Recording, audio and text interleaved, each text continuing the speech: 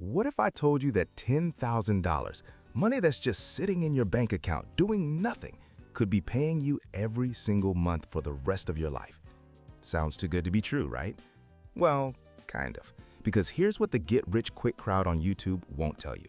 The number might disappoint you at first, but the math behind it, that's where things get genuinely exciting.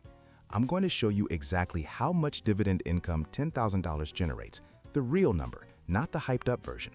And then I'm going to show you why that small number is actually way more powerful than it looks. Stay with me, because by the end of this video, you're going to look at $10,000 completely differently. Okay, I know this sounds boring, but stick with me because this might be the most misunderstood money topic on the internet right now. How much dividend income do you actually get from $10,000? Because online, you'll see two very different answers. One crowd says dividends are useless. 10K gets you nothing. The other crowd acts like dividends are some magic wealth machine. 10K will pay your bills. Neither of them is being straight with you. So today, we're doing the honest version. Real numbers, real math, and all the stuff people conveniently leave out, like taxes, dividend cuts, and the difference between yield and total return. And stay to the end, because I'll show you the one thing that actually makes dividend income meaningful over time.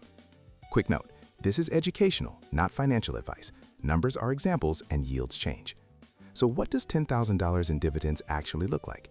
The formula is simple. Investment amount times dividend yield equals annual income. So at a 3% yield, which is pretty common, $10,000 gives you $300 a year. That's $25 a month. And that's usually the moment people go, wait, that's it? Here's the thing though, that number isn't wrong. It's just incomplete. Dividends aren't only about income today. They're about income that grows, shares that compound, and a strategy you can actually stick to when the market gets ugly. So let's break this down properly. What yield can you realistically expect? Think of it in 4 buckets. Bucket 1, dividend growth, 1 to 2.5% yield. Lower income now, but these companies tend to grow their dividends over time. Think quality over quantity. Bucket 2, broad dividend funds, 2.5 to 4% yield. This is where most classic dividend ETFs land. Solid, balanced, reliable. Bucket 3, high yield, 5 to 8%. This includes things like REIT-heavy funds and covered call strategies. More income, but more risk. Bucket 4, very high yield, 9 to 12% plus. This is usually a red flag. Not always, but often it signals leverage, a declining business, or a payout that's about to get cut. So here's the honest math across those buckets. At 2% yield, $200 a year, about $17 a month. At 3% yield, $300 a year, $25 a month. At 4% yield, $400 a year, $33 a month. At 6% yield, $600 a year, $50 a month. At 10% yield, $1,000 a year, $83 a month. Even at 6%, you're not replacing your income. You're covering maybe a streaming service and some groceries. So anyone telling you $10,000 in dividends will let you quit your job is either assuming you need way more than 10K, or they're pushing unrealistic yields that come with serious risk. The biggest trap: chasing high yield. Here's something most people get wrong. They think dividend investing is about finding the highest yield. It's not. High yield can happen for 2 totally different reasons. 1, the company genuinely pays a lot. That can be fine. 2, the stock price dropped and the dividend hasn't been cut yet. That's dangerous. Because yield equals annual dividend divided by price. If the price falls, yield looks higher, even if the business is falling apart. So that 10% yield you're eyeing, it could be a company with shrinking earnings, rising debt, and a dividend that's about to get slashed. When a dividend gets cut, 2 things tend to happen at once. Your income drops and the stock price falls again as investors panic.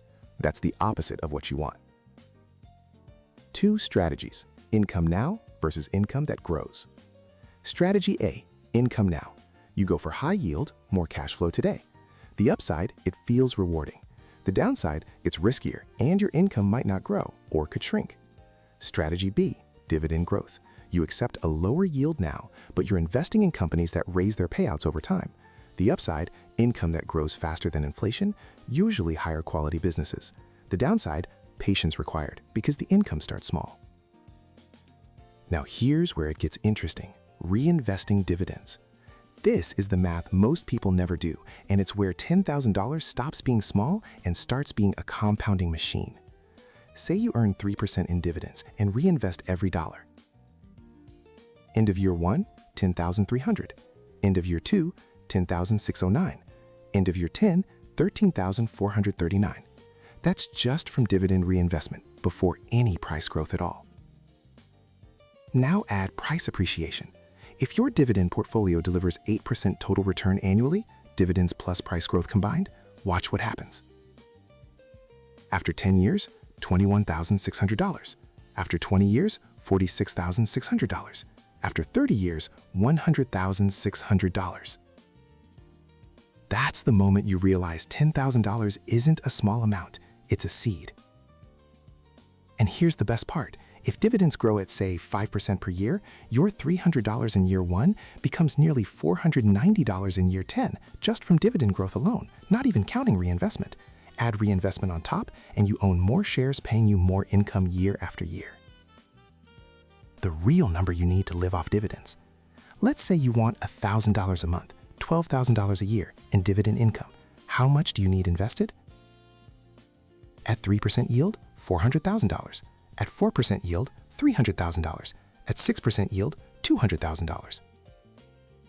So the reality is, you need 6 figures, often multiple 6 figures, to truly live off dividends. $10,000 won't get you there, but it can be the start. So here's your honest answer. $10,000 in a diversified dividend strategy will typically generate $200 to $600 per year, somewhere between $16 and $50 a month before taxes. That's not a salary, but it's a seed.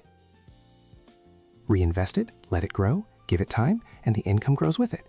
That's the part the hype videos never show you. Now, I want to hear from you. If you had $10,000 today, would you go A, higher income now, or B, lower income now but faster growth? Drop your answer in the comments and tell me why. And let me know which video you want next. How much dividend income from $100,000, or how to build a 3 ETF dividend portfolio step by step. Comment below and I'll make it.